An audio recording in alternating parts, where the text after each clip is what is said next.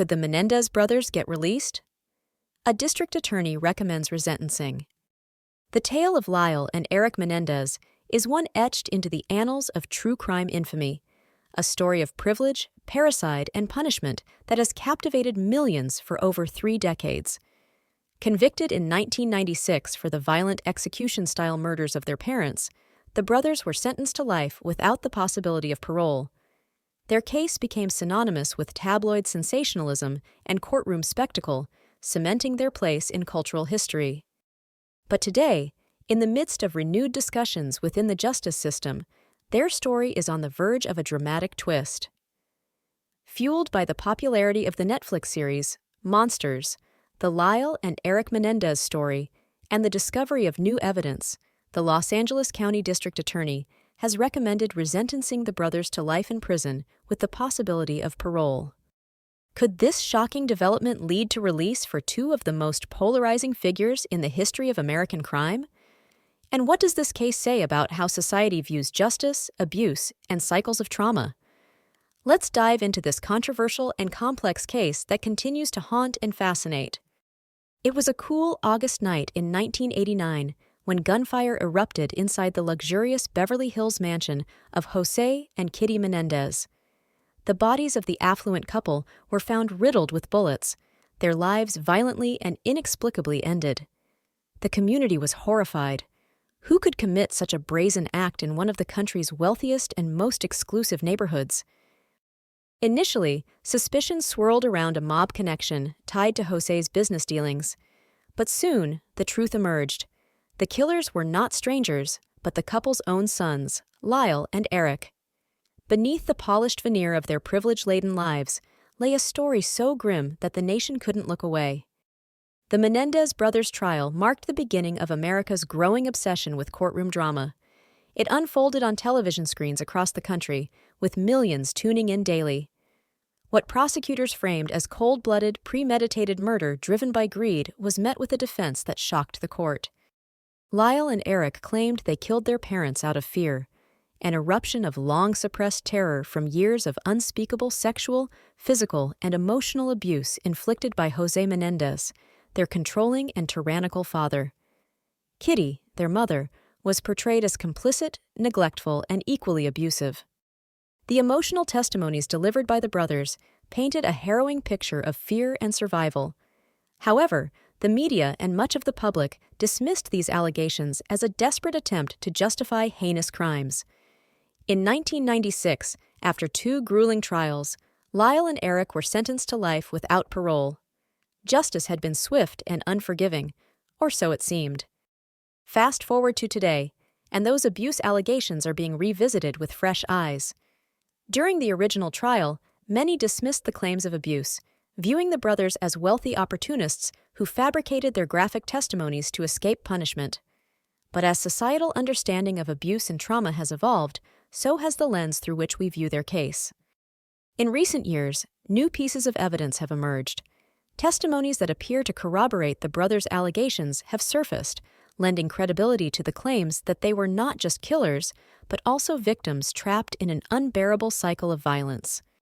In 2023, the Los Angeles County District Attorney made a controversial recommendation. Erik and Lyle should be resentenced to life with the possibility of parole. This stunning development raises profound questions, not just about their case, but about how the justice system accounts for trauma and its effects on crime. Why are we talking about this case again, over 30 years later? In large part, it's because society has changed. Conversations about abuse, particularly within family structures, have become much more nuanced. Victims of abuse are now often given a platform to be heard and believed in ways that were unlikely in the early 1990s. The Menendez brothers' narrative has become a lightning rod for debates about whether justice was truly served in the original trial. Were their claims of abuse given the weight they deserved? Did the high-profile nature of the case drown out legitimate evidence in favor of a clean-cut narrative of greed and privilege? Netflix's Monsters.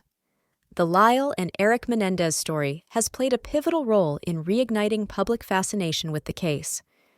The series delves into the complexities of the Menendez brothers' lives, exposing layers of family dysfunction and abuse previously overlooked by the casual observer.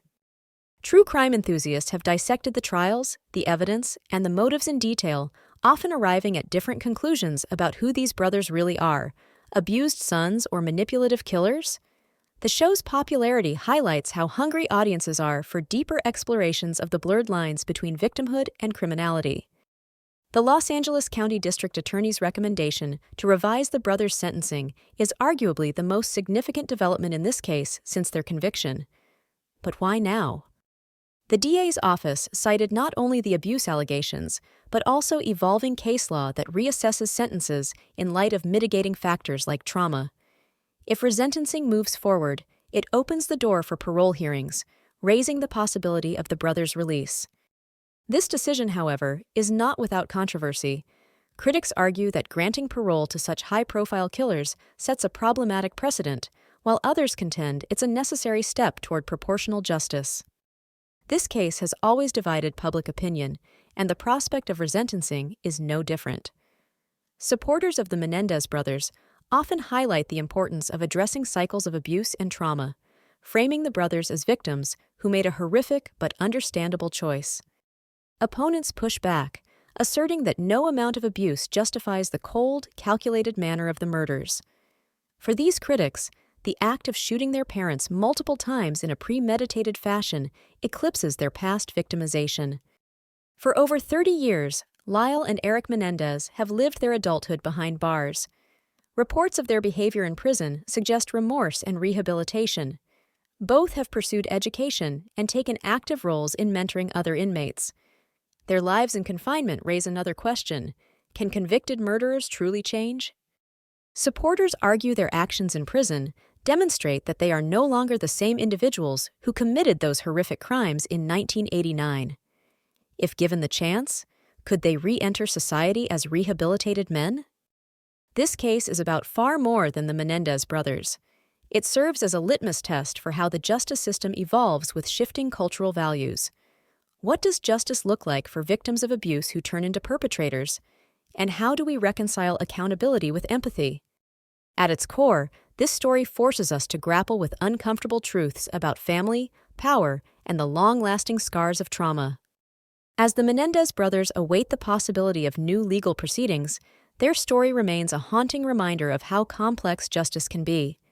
Whether they walk free or remain behind bars, their case will continue to spark debate, raising questions about the justice system's ability to balance punishment, rehabilitation, and reparation. For every person who sees their release as a victory for human understanding, there's another who sees it as a dangerous softening of accountability.